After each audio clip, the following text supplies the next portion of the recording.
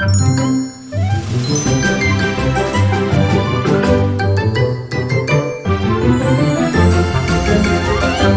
the Disneyland with Kids podcast, bringing you travel tips, park tidbits, and the best Southern California travel deals.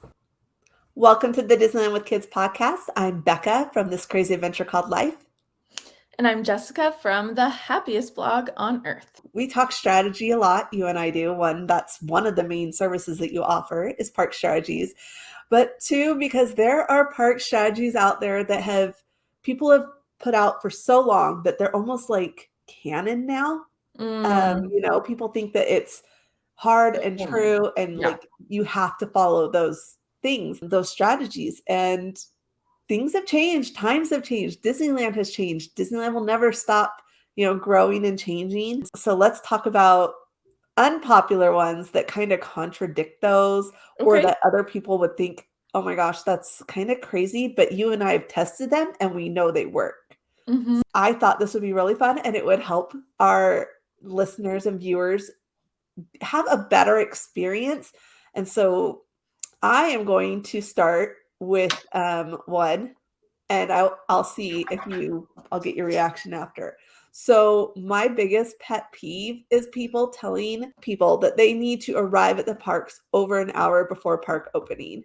I absolutely hate that. Or that they need to be there at 7 o'clock, and when the park opens at 8, because it's like you're just going to stand in line. You're going to stand in line for security, wait for it to open, and it moves slowly when it first opens. Then you're going to stand and wait for the gates to open, and it's going to move slowly, and then you're going to stand and wait for the ropes. So now you've done over an hour of standing, and you have done that to your feet. And maybe it doesn't matter to you at the beginning of the day, but at the end of the day, that extra hour of standing on cement, nonetheless, in one spot most of the time, is going to do something to your feet that you're not going to enjoy. Whereas I tend to, when I'm staying at a walking distance hotel, let's say the park opens at 8, I leave at 7:30 from my hotel. I'm through security before 7:45. I'm through the gates, and I'm really only a few people back from the people that have been there since 7 a.m. as far as behind the ropes. There'll be like two rows of people ahead of me a lot of times. So obviously during busier seasons that can change. So what are your thoughts on rope drop? Are you still telling people that they should get there 45 minutes to an hour early? Like, obviously, if you have to park, that's a different story. But as far as those walking from those popular Harbor Boulevard walking distance hotels. Yeah. Okay. So your strategy, I've done it with you and it's perfect. It totally works. But I also want to give like contrasting opinion a little bit. So first, you asked me, am I still giving the advice of doing 45 minutes to an hour? I have shortened it to 45 minutes to 30 minutes because I'm one of those telling people like it starts at 5:30 when it really starts at 6, like that kind of thing. And when we've done ours and when you do it with your kids and your family, it's a well-oiled machine. Sometimes with people traveling and people that don't do Disneyland as much, 2 minutes turns into 10 minutes, turns into whatever. So you do have to know your group, your family, the size, the dynamic, and stuff like that. But what you said absolutely does work. And also the reason why we can also shorten this morning arrival time is because Disney has actually been really consistent with when they open parking, when they open security, and that has and having more security. Nice. Yeah, it's really nice. And they've had a lot more security. So there's a lot more lanes open. So they've been consistently opening the parking an hour before. They've been opening security at 7:15 if the park's open at 8. And I think I know they have wanted to discourage people from lining up so early, and it's worked. And I think the entrance process is getting faster, and they keep fine-tuning things where they need to, and I think it's doing great. I do too. On the contrast side, though, don't show up right when the park opens. Like if the Mhm. posted opening time is 8 o'clock, do not show up at security at 8 o'clock because a lot of people do that. So Yeah. that's an exclusive you get when you're in planning groups or you follow us or you're inside Disneyland Kids is we'll say you need to be there before 8 because I have gone where I walk through at 8 and those lines are back up because you get all those people that show up at the posted opening because other theme parks do kind of work that way where they don't open Yes. anything until posted opening, but Disneyland and Walt Disney World, they open their security early. So don't show up right at 8. Show up. You want to be in line for security at least 15 minutes before park opening so that you Mhm. can avoid those crowds. Okay, so you give me an opinion you have as far as strategies that differs from what you see, like maybe a starting ride or something like that that people say to ride first and you're like, "No, don't do that." There's so many of them, and that's one of the reasons why I continue to test my strategies. Also with first rides, there's also a lot of first rides that are right, but I would say don't do Space Mountain first or Indiana Jones.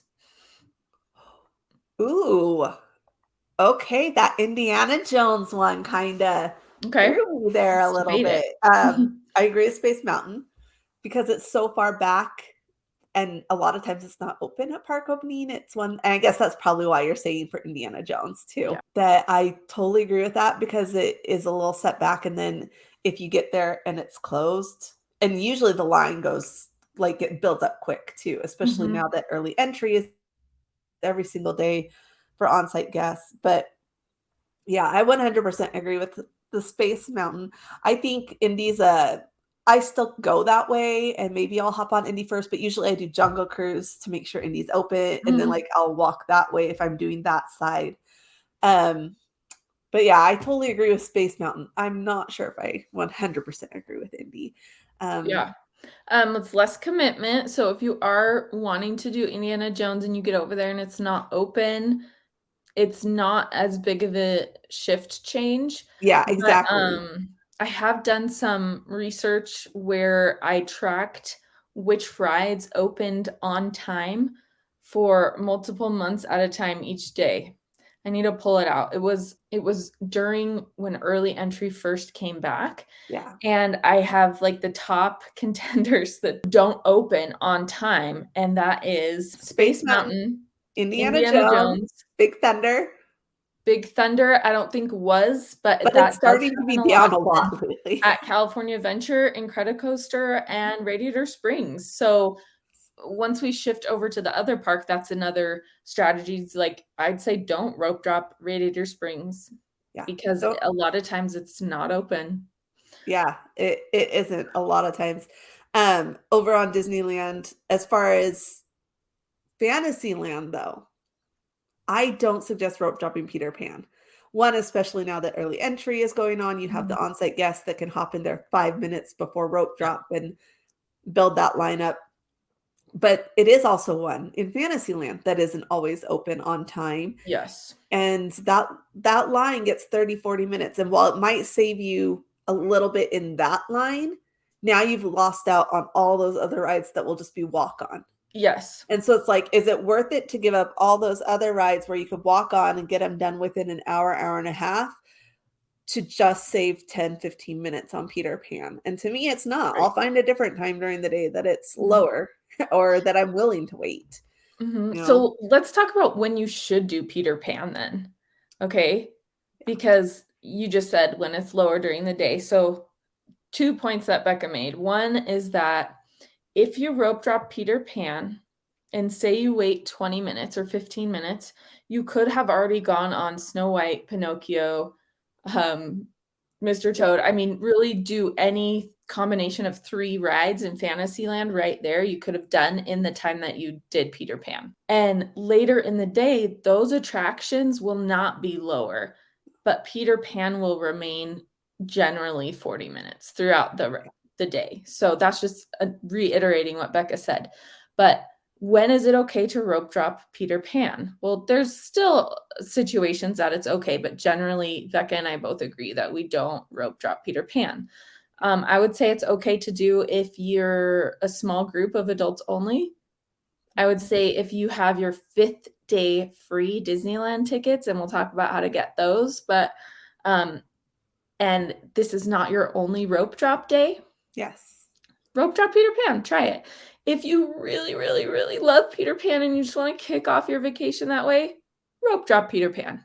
It's fine. Riding it later in the day, but not in peak afternoon when the line's in the sunshine. Yeah.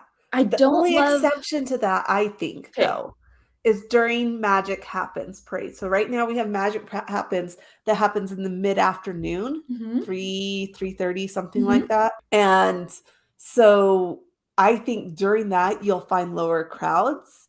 cool. It will be peak sun, so it will be hot, Mhm. but you'll find lower crowds because a lot of people shift over, especially if they know they're gonna wanna leave by dinner time because their kids won't make it that long. That's a very popular time for younger families to watch the Magic Happens parade, so it's a great time to possibly find a shorter line there. But in Okay. general, yeah, the peak afternoon, no go. Okay, another park strategy that I don't like with regards to Peter Pan is waiting till right after fireworks when the fire marshal clears it, because it feels like there's always they won't form a line, but people will form some kind of glob of a line, and then when it opens, it's just like free for all, and you also don't know, like, what specific time it's gonna open. Like, if Yeah, fireworks are at 9:30, it could open at 10, it could open at 10:15 because it's dependent upon the fire marshal clearing the space, and it's just really, not very dependable. And even waiting, like, right before park close, if you're a night owl, I've never seen it, like, drop that much where it's worth it. yeah. Yeah, it's as chaotic as if you go right and not so much since early entry started, but it used to be you get there right at rope drop if you went there first, it was also chaotic because the ropes weren't set up because they didn't know how long the line would be and stuff like that. Yeah. It's pretty chaotic during those first few, both after the fireworks and in the morning. Okay, so let's talk about other strategies that you may think are not the best. I think rope drop is the majority of them, but is there another one that you disagree with? I have one that I now disagree with that I used to not, Okay. and that has to do with fireworks. And so I used to be like I don't watch fireworks often. I'm gonna be like completely clear about that because I don't like parking out to wait for a spot, and I still agree with that, but I did this and what's really funny is I did this for a projections only show while we were there last trip. Um, I did park out about 45 minutes to an hour early for the Wondrous Journey ones, and so that I could have a castle view. I found a spot that wasn't right in front of the castle, it was on the other side of this Walt statue, and it was great and amazing, but I do think sometimes that's worth it if it's something you really want to see, to camp out for a spot for a fireworks show.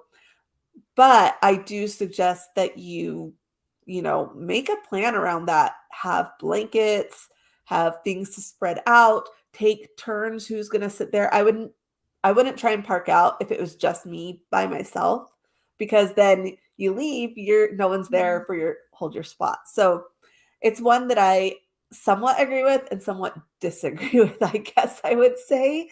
It's told a lot, and then there's also a lot of people, a lot of people say, "Yes, camp out," and then you get a lot of the people saying, "Oh, if you just come 15 minutes before, you can get on Main Street in the middle of Main Street," and you can, but I will say, I don't think it's the same as having that great castle view when you're in the middle of Main Street because, yeah, you can see the castle, but it's tiny and you won't be able to see very well.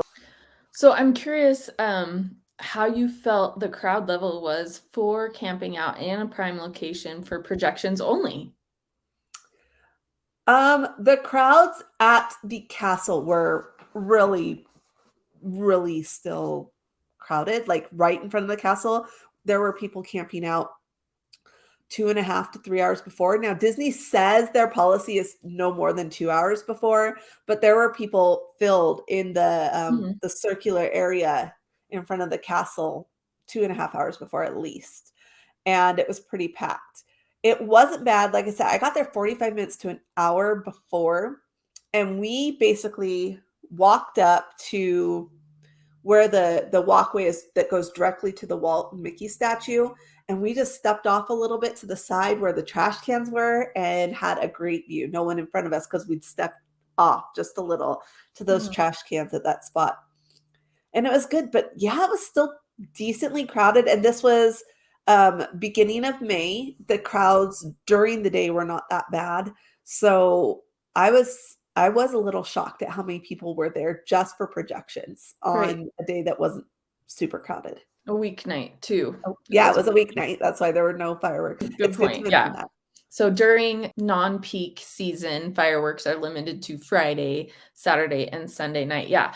Fireworks and projection strategy is all across the board. So I would say do what's comfortable for you, and what your tolerance is for being packed in, and your tolerance is for waiting. And maybe you have a big group where you have people that don't mind and they're like, hey, you know what? I need a break. I want to sit here for a while and we can trade off. Or maybe you want something that's going to be an easy exit, and that will be Main Street is going to be your best bet. There's so many different options, and it really depends on you. And I think that's one of the main things with park strategies is that sometimes people will say a park strategy and it is like they take it to the grave, right? Like this is how it's done. But in reality, there's many ways that you can do it. And thank goodness, because if we were all following the same strategy, it would no longer be good. Exactly. And especially if you talk about, how many days you're going to be there, what park you're trying to rope drop, like there's a lot of different things. And one of the other reasons that we suggest always going a minimum of 3 days is you can try out the different strategies throughout, and then you don't feel like you wasted a day if a strategy doesn't work out perfectly, because you've now, try those strategies that you're thinking about the first day, and then you adjust the next day. It's a great way to still be able to test out those different strategies without having so much pressure. Yes.